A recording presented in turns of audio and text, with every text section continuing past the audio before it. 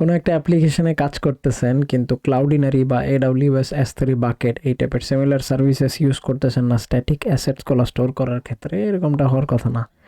Node dot JS দিয়ে কেমনে ক্লাউডিনারিতে আজকে ইমেজ আপলোড করে সেটা দেখবো, নেক্সট ভিডিওতে রিয়েক্ট দিয়ে বা ফ্রন্ট এন্ড থেকে ডাইরেক্টলি কেমনে করে সেটা দেখবো। তো চলেন শুরু করা যাক। স্ক্রিনটা আমি শেয়ার করে দিচ্ছি। এইখানে নোট প্লে নামে একটা ফোল্ডার ওপেন করে নিয়েছি আর টার্মিনাল, যেটার ভিতরে কিচ্ছু নাই। আপনারা দয়া করে ক্লাউডিনারি অ্যাপ্লিকেশন ওয়েবসাইটে গিয়ে একটা অ্যাকাউন্ট বানিয়ে নেবেন আর পোস্টম্যানটা ইনস্টল করে নেবেন এই ভিডিওটা ফলো করতে চাইলে, কারণ আজকে নোড.js দিয়ে ব্যাকএন্ড থেকে কেমনে করে সেটা দেখাবো। তো পোস্টম্যান দেখাইতে হবে। এই যে এখানে জাস্ট উইন্ডোজ ম্যাক লিনাক্সের জন্য ক্লিক করবেন, নেক্সট পেজে গিয়ে ডাউনলোড অপশন পাবেন, ডাউনলোড করে নেবেন, ব্যাস।